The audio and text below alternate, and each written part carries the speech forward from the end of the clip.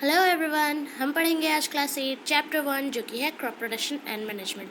और हाँ, मुझे आपसे एक शिकायत है। जब आप वीडियो स्टार्ट कर ही देते हो एंड आप उसको ओपन कर चुके होते हो तो फिर आप उसे सब्सक्राइब क्यों नहीं करते। मतलब आप हमारे चैनल को सब्सक्राइब कर लीजिए प्लीज़, क्योंकि अगर आपके यूट्यूब लिस्ट में एक सब्सक्रिप्शन बढ़ जाएगा तो कोई तूफान नहीं आएगा।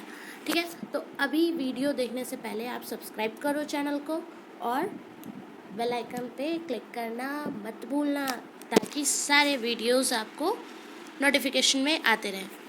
तो चलिए हम फटाफट चैप्टर स्टार्ट करते हैं। हमारा चैप्टर है क्रॉप प्रोडक्शन एंड मैनेजमेंट। हम इसमें क्या क्या पढ़ेंगे, चलिए आइए देखते हैं। सबसे पहले हमारी कहानी की शुरुआत होती है बूझो और पहेली से। हाँ, सही सुना, बायोलॉजी मेरे लिए तो कहानी ही है, क्योंकि मैं इसे स्टोरी की तरह पढ़ती हूँ तो मेरे लिए और इंटरेस्टिंग होता है और मैं इसको और अच्छे से समझ पाती हूँ। तो पहेली और बूझो अपने अंकल के घर जाते हैं समर वेकेशन में। अभी इस बार कोरोना की वजह से सबका समर वेकेशन तो स्पॉइल हो गया ना, कुछ ज़्यादा ही वेकेशन मिल गया। तो वो वहाँ जाते हैं और देखते हैं कुछ टूल्स, कुछ वर्किंग टूल्स होते हैं ना, वो टूल्स देखते हैं। अभी पेंटिंग टूल्स नहीं देखते। कौन से टूल्स देखते हैं, चलिए देखते हैं। खुरपी मिट्टी को की खुदाई के काम आता है। सिकल, शॉवेल, प्लॉ एट्सेट्रा, जो कि फील्ड्स में, क्रॉप फील्ड्स में काम आते हैं। अभी दोनों ने देखा, लेकिन फटाक से बूझो के दिमाग में एक आया सवाल। तो वो सवाल है बूझो का कि I want to know where and how we use this tools. मतलब कि वो जानना चाहता है कि ये सारे टूल्स आखिर यूज़ कहाँ होते हैं। तो आपने देखा है कि हर ऑर्गेनिज्म को जिंदा रहने के लिए फूड की आवश्यकता है। अभी सरवाइव करने के लिए, बॉडी बिल्डिंग के लिए, ग्रोथ के लिए, हर चीज़ के लिए फूड के ऊपर हम डिपेंड हैं। लेकिन जब हम पढ़ें गेटिंग टू नो प्लांट्स, हम पढ़े फिर न्यूट्रिशन इन प्लांट पढ़े, तो हमें पता चला कि प्लांट तो अपना भोजन स्वयं बना लेते हैं, लेकिन जो एनिमल्स हैं और जो मानव हैं, जो ह्यूमंस हैं, वो तो अपना भोजन खुद बना नहीं सकते। अभी वो क्या है, वो किसी न किसी रूप में डिपेंड है प्लांट पे, एनिमल प्रोडक्ट पे। लेकिन प्लांट प्रोडक्ट भी कैसे, उसके प्रोडक्ट, अब इंसान तो बहुत सारे, बहुत बहुत बहुत सारे, इंडिया की हमारी आबादी बहुत ही ज़्यादा है, तो उस लेवल पे अगर प्रोडक्शन नहीं होगा तो सबको प्रॉपर फूड नहीं मिलेगा। तो इस बारे में हम इस चैप्टर में पढ़ेंगे। अभी हम जानते हैं कि जो फूड हम जो कंज्यूम करते हैं वो हमारे शरीर के अंदर जाता है, तो बहुत सारे फंक्शंस होते हैं, जैसे फूड का डाइजेशन होता है, या फिर हम एक्सक्रीशन करते हैं उस फूड का जो सारा न्यूट्रिएंट्स एब्जॉर्ब होने के बाद जो वेस्ट प्रोडक्ट होता है वो एक्सक्रीट कर देते हैं। तो फिर ये सारे फूड जो हम ले रहे हैं वो प्लांट और एनिमल दोनों से ले रहे हैं, लेकिन किस तरह से ले रहे हैं, उस फूड को प्रिपेयर करने में क्या प्रोसेसेस आ रहे हैं, ये सारी चीज़ें हम यहाँ पढ़ेंगे। अभी बूझो का शायद एक और सवाल है, since we all need food, how can we provide food to a large number. अभी मैंने कहा ना कि बहुत बड़े पैमाने पे हमें फूड की आवश्यकता है, तो बूझो के दिमाग में भी यही सवाल आया है कि आखिर जब हमें इतने फूड की आवश्यकता है तो फिर इतने सारे लोगों के लिए फूड तैयार करना कैसे पॉसिबल है, हम कैसे करते हैं इन चीज़ों को। तो चलिए बूझो का आंसर करें। पहेली उसे बता रही है कि फूड जो है उसको फूड का प्रोडक्शन हमें लार्ज स्केल पे करना होता है, यानी कि हम बहुत बड़े पैमाने पे फूड का प्रोडक्शन करते हैं। कैसे करते हैं, हम रेगुलर प्रोडक्शन करते हैं फूड का और उसका प्रॉपर मैनेजमेंट करते हैं। उसके बाद जो उसका डिस्ट्रीब्यूशन होता है, यानी कि जो हम फूड डिलीवर करते हैं वो प्रॉपर डिस्ट्रीब्यूशन ज़रूरी होता है फूड डिलीवरी का। कुछ बातें हमें बताई जा रही हैं कि जब 10,000 BC था तो फिर वहाँ उस समय लोग माइग्रेंट्स की ज़िंदगी जीते थे। अभी माइग्रेंट्स आपको बहुत ही कॉमन वर्ड लग रहा होगा, क्योंकि अभी कोरोना की वजह से आप सुन रहे हो कि कई सारे माइग्रेंट्स इधर उधर फंसे हैं। तो ये माइग्रेंट्स हैं क्या, ये माइग्रेंट्स को नोमैडिक कहा जाता है। अभी नोमैडिक क्या हो गया, तो नोमैडिक हो गए हमारे जो खाना बदोश की ज़िंदगी जीते हैं, बंजारों की तरह ज़िंदगी जीते हैं। वो क्या करते हैं, वो एक ग्रुप में रहते हैं और एक जगह से दूसरे जगह खाने और रहने की खोज में जाते हैं। कुछ ऐसे ग्रुप्स भी होते हैं जो हम अभी जिनके बारे में न्यूज़ में पढ़ते हैं, वो लोग वैसे लोग हैं जो अपना घर छोड़कर, अपनी फैमिली को छोड़कर बाहर जाते हैं ताकि वो अपनी फैमिली को फूड और शेल्टर प्रॉपर वे में प्रोवाइड करा सके। इकोनॉमी पर्पज़ से और इनकम पर्पज़ के लिए वो जाते हैं, तो वो भी माइग्रेंट्स होते हैं। और ये जो माइग्रेंट्स हैं, जो हम नोमैडिक के बारे में पढ़ रहे हैं, ये भी एक जगह से दूसरे जगह भ्रमण करते बंजारों की तरह, और जो फ्रूट्स और वेजिटेबल्स होते हैं उनको कंज्यूम करते और एनिमल्स का शिकार करके अपना भोजन तैयार करते। फिर क्या हुआ कि जैसे जैसे वक्त बीता तो उन्होंने जो लैंड होता है, जो ज़मीन होती है, खाली खाली ज़मीन होती है जगह जगह पे, तो उन्हें कल्टीवेट करना और राइस का, वीट का और कई सारे और भी फूड्स का कल्टीवेशन करना उन्होंने शुरू किया। और जैसे जैसे कल्टीवेशन करना उन्होंने शुरू किया और एक प्रॉपर वे में फूड को कल्टीवेट किया, तब हमारा एग्रीकल्चर यानी कि कृषि का उत्पादन हुआ, कृषि का जन्म हुआ। अभी क्या होता है, एक क्रॉप है वर्ड, क्रॉप प्रोडक्शन हमारा चैप्टर का नेम है। तो क्रॉप होता क्या है, तो किसी भी प्लांट का, एक ही प्रकार के प्लांट का जो कल्टीवेशन होता है एक बड़े पैमाने पे एक ही जगह पे, उसको हम बोलते हैं क्रॉप। सीधे ऐसे शब्दों में हम कहें तो हमारा जो फसल होता है उसे हम क्रॉप बोलते हैं। जैसे कि हमारा वीट है, तो हमारा जो वीट का प्लांट होता है वो एक फील्ड में ग्रो किया जाता है, और सिर्फ एक वीट का प्लांट ग्रो नहीं करते, हम कई सारे वीट प्लांट्स ग्रो कर रहे होते हैं, तो वो हमारा वीट क्रॉप हो गया। तो इसी तरह और भी कई सारे सीरियल्स होते हैं, वेजिटेबल्स होते हैं, फ्रूट्स होते हैं, इनको लार्ज स्केल पे कल्टीवेट किया जाता है। अभी हमारा जो देश है, हमारा इंडिया है, वो काफ़ी बड़ा, बहुत ही बड़ा कंट्री है, और यहाँ पे हमें वेरिएशंस देखने को मिलते हैं, क्लाइमेटिक वेरिएशंस। तो क्या होता है, चेंजेस आते हैं, हम चेंजेस देखते हैं टेम्परेचर में, ह्यूमिडिटी में, रेनफॉल में, जो एक रीजन से दूसरे रीजन में चेंज होते रहता है। तो यहाँ पे हम एक वैरायटी ऑफ क्रॉप्स देखते हैं डिफरेंट, हमारे जो कंट्री है उसके डिफरेंट पार्ट्स में, और इस डाइवर्सिटी के आधार पर हमारा 2 क्रॉपिंग पैटर्न आइडेंटिफाई किया गया। तो पहला है खरीफ क्रॉप्स और दूसरा है रबी क्रॉप्स। खरीफ क्रॉप्स क्या है, तो वैसे क्रॉप्स जो कि रेनी सीजन में, वैसे फसल जिनको बोया जाता है, शो किया जाता है रेनी सीजन में, बरसात के मौसम में, उसे खरीफ क्रॉप्स बोलते हैं। अभी जो रेनी सीजन में जिन फसलों को उगाया जा रहा है, तो वो रेनी सीजन हमारा कब से कब हुआ, तो जून से सितंबर तक। अभी वो वैसे क्रॉप्स के एग्जांपल हम देखेंगे तो पैडी है, मेज, सोयाबीन, ग्राउंडनट और कॉटन, ये सारे हमारे खरीफ क्रॉप्स कहलाए।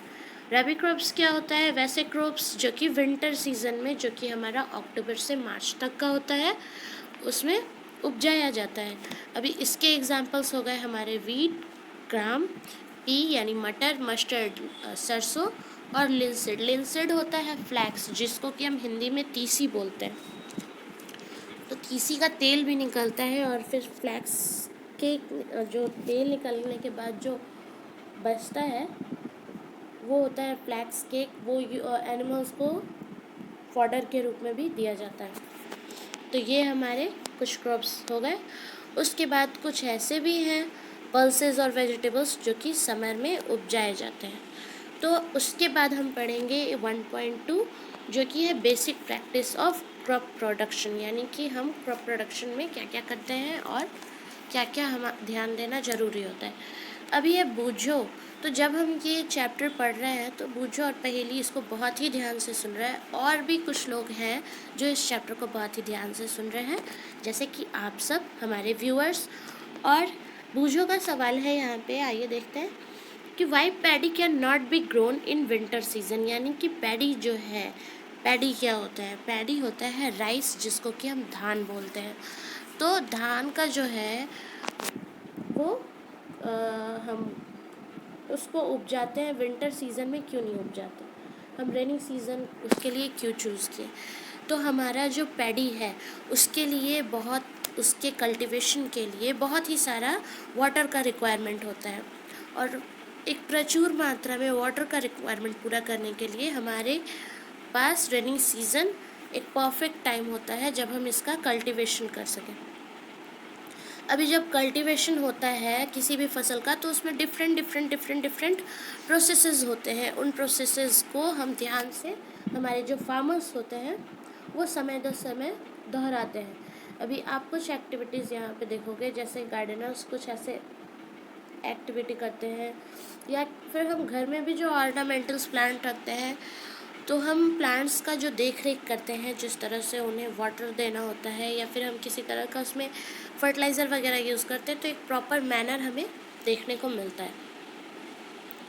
तो आइए हम देखें कि वो मैनर क्या क्या है। एक एग्रीकल्चर प्रैक्टिस हम जिसे बोलेंगे, तो हमारा प्रिपरेशन ऑफ सॉइल पहला होता है स्टेप क्रॉप प्रोडक्शन का। तो हम पहले सॉइल को प्रिपेयर करते हैं, उसके बाद शविंग करते हैं यानी कि बीज को बोते हैं। उसके बाद हम मैन्योर और फर्टिलाइज़र करते हैं। मैन्योर हो गया हमारा ऑर्गेनिक फर्टिलाइज़र, और फर्टिलाइज़र्स जो हैं वो हमारे मैन मेड हो गए। उसके बाद है इरिगेशन यानी कि सिंचाई होती है। हम वाटरिंग करते हैं अपने क्रॉप्स को, अपने फसल को। उसके बाद जो हमारे फसल होते हैं उनको वीड्स से बचाया जाता है, यानी कि जो खरपतवार होते हैं वो उगाते हैं तो उनसे हमारे फसल का बचाव किया जाता है। फिर होती है हमारी हार्वेस्टिंग जो कि फसल की कटाई कहलाती है, और उसके बाद होता है स्टोरेज यानी कि उसका रख रखाव। उसके बाद हम पढ़ रहे हैं कि हमारा सॉइल का प्रिपरेशन कैसे होता है, यानी कि हम जो एग्रीकल्चरल प्रैक्टिस के 6-7 पॉइंट्स देख रहे हैं, हम 1 बाय 1 उसको एक्सप्लेन करेंगे। तो प्रिपरेशन ऑफ सॉइल में हम क्या करते हैं, हम प्रिपरेशन ऑफ सॉइल में क्या करते हैं कि जब हमारा क्रॉप को ग्रो करना होता है तो उसके पहले हम कुछ ऐसे टास्क करते हैं जो कि सॉइल को लूज़ कर देता है, मिट्टी को लूज़ करता है, ढीला कर देता है। अभी मिट्टी को लूज़ करने का फ़ायदा क्या होता है, हम काय को करते हैं ऐसा, तो क्या होता है कि जब हम मिट्टी को लूज़ करते हैं तो जो हमारा प्लांट है उसका रूट अच्छे से मिट्टी के अंदर पेनेट्रेट किया जा सकता है, यानी कि मिट्टी के अंदर उसको अच्छे से घुसाया जा सकता है।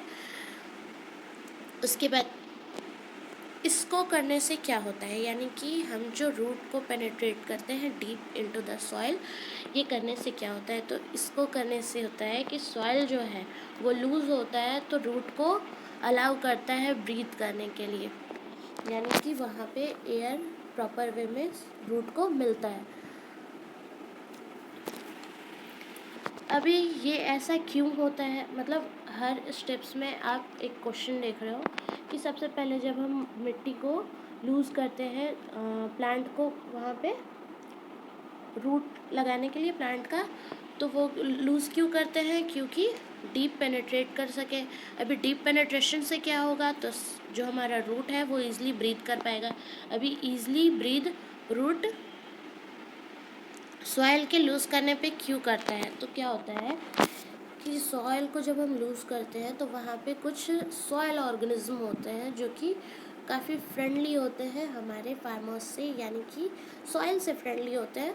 वो मददगार भी हो सकते हैं, हम ये भी कह सकते हैं कि वो काफ़ी मददगार होते हैं, क्योंकि वो क्या करते हैं कि वहाँ पे ग्रो करते हैं, जैसे कि हमारे अर्थवॉर्म हो गए और कुछ माइक्रोब्स हो गए, तो ये हमारे सॉइल में ग्रो करते हैं।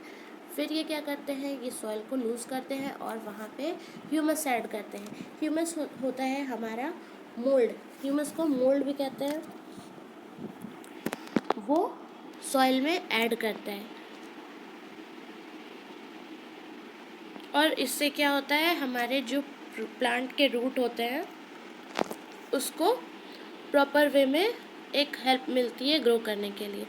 अभी हमने पहले भी पढ़ा हुआ है कि जो हमारा सॉइल होता है उसमें कई सारे मिनरल्स होते हैं, वाटर होता है, एयर होता है और कुछ लिविंग ऑर्गेनिजम्स होते हैं, ठीक है। तो फिर क्या होता है कि हमारे जो डेड प्लांट्स और जो डेड एनिमल्स होते हैं वो सॉइल उनको डिकम्पोज कर लेता है। डिकम्पोजिशन क्या होता है, एक्शन ऑफ बैक्टीरिया, मैंने पढ़ाया है आपको।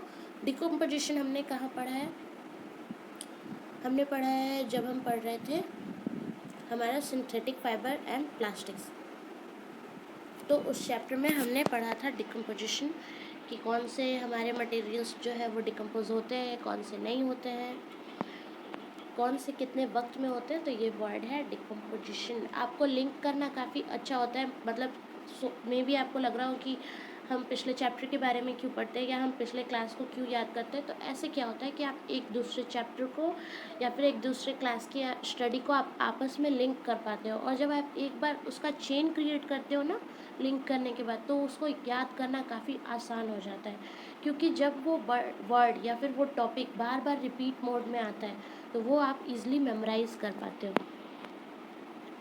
तो हम जो हमारा डेड प्लांट्स और एनिमल्स है वो सॉइल से डिकम्पोज हो जाता है सॉइल ऑर्गेनिज्म के द्वारा।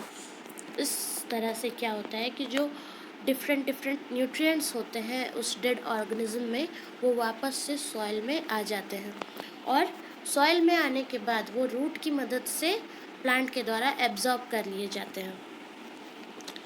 तो क्या किया जाता है कि हमारा जो एक और पॉइंट बताया जा रहा है कि जो हमारा सॉइल का टॉप लेयर होता है उसके कुछ ही सेंटीमीटर्स जो है वो प्लांट के ग्रोथ को सपोर्ट करते हैं और उन्हें प्रॉपर न्यूट्रिएंट देते हैं, और प्लांट उन न्यूट्रिएंट को यूज़ करता है। इसीलिए जो हमारा सॉइल का जो टर्निंग है, जो हम सॉइल को बदलते हैं, लूज़ करते हैं, ये हमारा सबसे इम्पॉर्टेंट स्टेप है क्रॉप के कल्टीवेशन के लिए। तो हमारा पहला स्टेप हो जाता है। उसके बाद हम देखते हैं कि जो हमारा जो प्रोसेस है लूजनिंग का, टर्निंग का, सॉइल को लूज़ करने का, उसको हम बोलते हैं टिलिंग या फिर प्लॉइंग। अभी प्लॉइंग क्या होता है? तो प्लॉइंग है हमारा हल चलाना, ब्रेक ग्राउंड को तोड़ने के लिए जो हम हल का यूज़ करते हैं। हम फार्मर्स को देखते हैं वो हल का यूज़ करते हैं। मशीनरी भी होता है और फिर एनिमल्स के हेल्प से भी होता है। तो वो हो गया हमारा प्लॉविंग। अभी ये प्लॉविंग हमारा प्लॉ की मदद से होता है। प्लॉ एक आयरन का या फिर एक वुड का बना होता है। ये अगर सॉइल बहुत ही ज़्यादा ड्राई है या फिर इसको पहले से वाटर नहीं किया गया है तो इसको इरिगेट किया जाता है, वाटर किया जाता है प्लॉइंग से पहले, यानी कि प्लॉइंग करने के पहले हमारे सॉइल को वाटर दिया जाता है। अभी क्या होता है कि जो हमारा प्लॉट फील्ड है उसमें बिग क्लम्प्स बन जाते हैं। बिग क्लम्प्स क्या हुए हैं, जिनको हम क्रम्प्स बोलते हैं, बड़े बड़े टुकड़े देख सकते हैं हम कि बड़े बड़े टुकड़े वहाँ पे बन जाते हैं। तो उन क्रम्प्स को तोड़ना भी ज़रूरी होता है हमारे क्रॉप प्रोडक्शन के लिए। हम फील्ड का लेवलिंग करते हैं क्योंकि हमें बीज को बोना होता है और उसके बाद इरिगेशन करना होता है। तो सॉइल का लेवलिंग ज़रूरी है, उन क्रम्स को तोड़ना ज़रूरी है हमारे क्रॉप प्रोडक्शन के लिए। कई बार ऐसा होता है कि हम टिलिंग के पहले यानी कि प्लॉइंग के पहले मैन्योर भी ऐड करते हैं। हमारा मैन्योर जो होता है, खाद होता है, जो ऑर्गेनिक खाद होता है, उसको हम ऐड करते हैं। क्यों ऐड करते हैं? ताकि हमारा ये प्रॉपर वे में सॉइल के साथ मिक्स हो जाए और इनमें नमी आ जाए बुआई के पहले, यानी कि शोविंग के बीज के सोविंग के पहले ये प्रॉपर वे में मिक्स हो जाए मिट्टी के साथ। उसके बाद है हमारा एग्रीकल्चर इम्प्लीमेंट्स, यानी कि हमारे यहाँ पे हम इस टॉपिक में देखेंगे कि हम जब बीज बोते हैं शोविंग के पहले हमारा सॉइल क्लम्प्स जो होता है, जो बड़े बड़े टुकड़े होते हैं, उनको तोड़ना होता है ताकि हम प्रॉपर यील्ड पा सकें। अभी ये कैसे होता है? तो ये एक टूल्स की मदद से होता है, जिस टूल को कहते हैं हम प्लो बोल सकते हैं या फिर हो बोलते हैं, और कल्टीवेटर। तो हम इस पर्पज़ के लिए कुछ टूल्स यूज़ करते हैं जो कि है प्लो, हो और कल्टीवेटर। यहाँ हमारा इमेज दिया हुआ है प्लॉ का, यानी कि हमारा प्लॉ होता कैसा है। तो हम जब बुल को यूज़ करते हैं तो ये है हमारा, ये बीम है हमारा, और ये है हमारा प्लॉ शाफ्ट। अभी प्लॉ शाफ्ट क्या होता है? जिसकी मदद से ये जो हल है, ये जो प्लॉ है वो चलता है, उसको हम प्लॉ शाफ्ट बोलते हैं। उसके बाद है यहाँ पे प्लॉ शेयर, इसका जूम इन व्यू है। यहाँ पे है प्लॉ शेयर।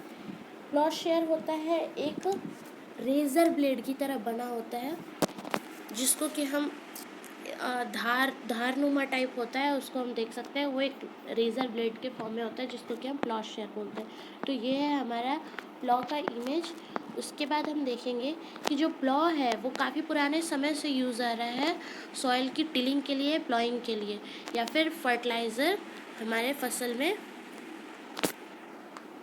ऐड करने के लिए, वीड्स को रिमूव करने के लिए, सॉइल की टर्निंग के लिए। ये हमारा वुड का बना होता है। इसको ये चलता है हमारा पेयर ऑफ बुल से, अभी मैंने बताया आपको, या फिर कुछ और एनिमल्स भी यूज़ होते हैं जैसे कि हॉर्स या फिर कैमल। अभी इसमें क्या होता है, एक ट्रायंगुलर आयरन स्ट्रिप होता है जिसको कि प्लॉशेयर बोलते हैं। मैंने बताया ना कि जो रेज़र ब्लेड होता है वो ट्रायंगुलर होता है, आयरन स्ट्रिप का बना होता है, एक स्ट्रॉन्ग ट्रायंगुलर आयरन स्ट्रिप जिसको कि हम प्लॉशेयर बोलते हैं, जो कि हमारा कॉमन वर्ड होता है, रेजर ब्लेड के फॉर्म का होता है। अभी उसका एक मेन पार्ट होता है जो कि होता है लंबा सा एक लकड़ी का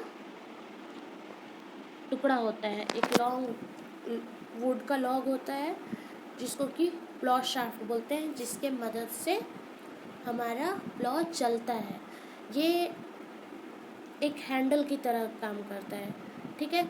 उसके बाद क्या होता है कि जो दूसरा उसका एक एंड होता है, जो शाफ्ट हमारा है जो हैंडल की तरह वर्क करता है, उसका दूसरा एंड अटैच कर दिया जाता है एक बीम से जो कि बुल के नेक पे रखा होता है। अभी हमने देखा ना ये बीम, ये बुल के नेक पे रखा हुआ होता है। हम कई बार गांव वगैरह में जाते हैं तो हम इसको बहुत ही अच्छे से देख पाते हैं। ऐसे अब तो देखने को नहीं मिलता है क्योंकि ये मशीन के द्वारा रिप्लेस कर दिया गया, लेकिन पहले समय में काफ़ी ये अच्छे से यूज़ होता था। मे भी आपने मदर इंडिया मूवी देखी होगी तो उसमें आप हम प्लॉट देखे होंगे, एक सॉन्ग है उसमें, वहाँ पे जब खेती का सीन दिखाया जाता है तो वहाँ आप इजीली प्लॉ को देख पाते हो। तो हमने देखा प्लॉ का इमेज और उसमें कौन कौन से पार्ट्स हैं और किस तरह उनका वर्क होता है। फिर ये जो हमारा परंपरागत पुराना सा जो वुडन प्लॉ है, ये काफ़ी तेज़ी से रिप्लेस कर दिया गया आयरन प्लॉ से। मैंने बताया आपको कि ये रिप्लेस हो चुका है। उसके बाद है हमारा हो। अभी ये हो क्या होता है, हो एक सिंपल टूल है जिसको कि वीड्स को रिमूव करने के लिए यूज़ किया जाता है और सॉइल के लूजनिंग के लिए यूज़ किया जाता है। इसमें एक लंबा सा रॉड होता है और एक या फिर आयरन रॉड होता है या फिर वुड रॉड होता है। एक स्ट्रॉन्ग चौड़ा सा बड़ा सा एक बेंट प्लेट होता है जिसको कि उस लकड़ी के रॉड से एक एंड पे फिक्स कर दिया जाता है। उसके बाद ये एक प्लेट के नुमा वर्क करता है। It is pulled by animals, ये एनिमल्स के द्वारा पुल किया जाता है। अभी कैसा होता है हो, तो हम फिगर 1.1 का डी देखेंगे। ये है हमारा एक हो का फिगर, ये है हमारा ग्रिप और हैंडल।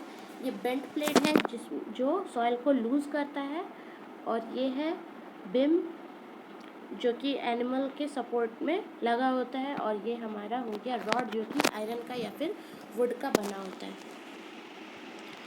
फिर है हमारा एक नया टॉपिक जो कि है कल्टीवेटर। अभी कल्टीवेटर का मतलब क्या होता है, तो कल्टीवेटर्स हमारे होते हैं किसान, फार्मर्स जो हमारे होते हैं उनको हम कल्टीवेटर्स बोलते हैं। हो को हिंदी में हम कुदाल भी बोलते हैं। अभी कुदाल वर्ड या फिर फावड़ा, राजस्थान साइड इसको, हरियाणा साइड इसको फावड़ा बोलते हैं, और हमारे साइड इसको कुदाल बोलते हैं। कि वर्ड बोलते ही फटाक से हाँ हाँ मैंने तो कुदाल देखा है, इस तरह, तो उसी को बोलते हैं हम हो। उसके बाद है हमारा कल्टीवेटर। कल्टीवेटर क्या होता है कि कौन होता है, कल्टीवेटर होता है हमारा किसान।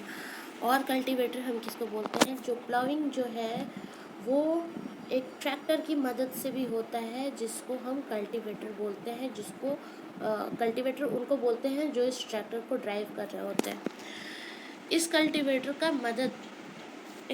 के मदद से हमारा टाइम भी बच जाता है। जो हम प्लॉइंग के लिए जो पुराना परंपरागत रूप से जो यूज़ किया जाता है, जो बुल का जो शाफ्ट वगैरह यूज़ होता है, उसका यूज़ करने में वक्त काफ़ी लगता है और वर्कर्स भी लगते हैं। लेकिन जब हम ट्रैक्टर ड्राइवन कल्टीवेटर यूज़ करते हैं तो हमारा लेबर और टाइम दोनों का बचत हो जाता है। हम इमेज 1.1 का सी देख रहे हैं, cultivator driven by a tractor. तो ये है हमारा कल्टीवेटर। उसके बाद है शोविंग। शोविंग क्या होता है, तो होता है इसका हिंदी मतलब होता है बोआई। यानी कि बोना, बीज बोना। तो अगर हम बीज नहीं बोएंगे तो फिर तो हमारा क्रॉप प्रोडक्शन पॉसिबल ही नहीं है। हम तो मिट्टी को लूज़ कर दिए और बीज तो लगाए ही नहीं। तो ये भी हमारा क्रॉप प्रोडक्शन का बहुत ही इम्पॉर्टेंट पार्ट है। इसमें क्या होता है कि हम अच्छे क्वालिटीज़ का साफ़ सुथरा हेल्दी सीड्स लेते हैं और उनको बोते हैं। अब जो हमारे फार्मर्स हैं वो ऐसे सीड्स को चुनते हैं जो कि उनको अच्छा खासा फसल प्रदान करे, हाई यील्ड्स उन्हें ऑब्टेन हो, तो वैसे बीज वो उठाते हैं। अभी क्या है, पहेली एक अपने ये जब पढ़ रही थी तो उसने बताया कि इस तरह से उसने ये भी देखा कि एक बार जब उसकी मॉम जो है वो कुछ ग्राम सीड्स को वेजल में डाल रही है और उसमें जब पानी डालती है तो कुछ मिनट बाद पहेली क्या देखती है कि कुछ सीड्स ऐसे होते हैं जो फ्लोट करने लगते हैं, पानी में सिंक नहीं होते।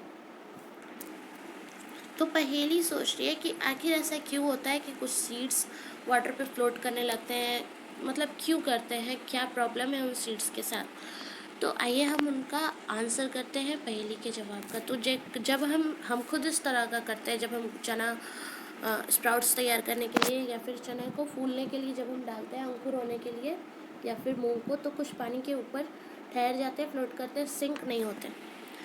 तो क्या होता है कि जो सिंक हो जाते हैं वो गुड क्वालिटी के हमारे सीड होते हैं, जबकि जो लाइटर होते हैं, जो फ्लोट कर रहे होते हैं, वो गुड क्वालिटी के नहीं होते, वो स्प्राउट भी नहीं बना पाते और वो मतलब फूलते भी नहीं हैं। तो इस तरह से, इस प्रोसेस से जो सीड्स की गुड क्वालिटी सीड्स हैं उनको सेपरेट किया जाता है, हेल्दी सीड्स को सेपरेट किया जाता है, डैमेज सीड्स से अलग किया जाता है, शॉर्टिंग किया जाता है। अभी शोइंग के पहले क्या होता है, बुआई के पहले क्या होता है कि कुछ इम्पोर्टेंट टास्क होते हैं वो किए जाते हैं कुछ टूल्स की मदद से। तो काय के टूल्स होते हैं वो, चलिए देखें फिगर 1.2 का ए और बी। 1.2 का ए और बी, तो इस तरह हमारा फिर बुल्स की मदद से एक यहाँ पे फनल लाइक हमारा एक जार टाइप से बनाया हुआ है। फिर उसके काफ़ी पतले पाइप फॉर्म में उसको बनाया गया है और वहाँ से शायद सीड को डाला जा रहा है। हाँ, सीड को ही यहाँ से इसके अंदर डाल रहे हैं। तो आइए देखते हैं कि आखिर ये टूल है क्या और ये किस काम आता है। तो ये टूल परंपरागत रूप से कई समय से यूज़ किया जा रहा है।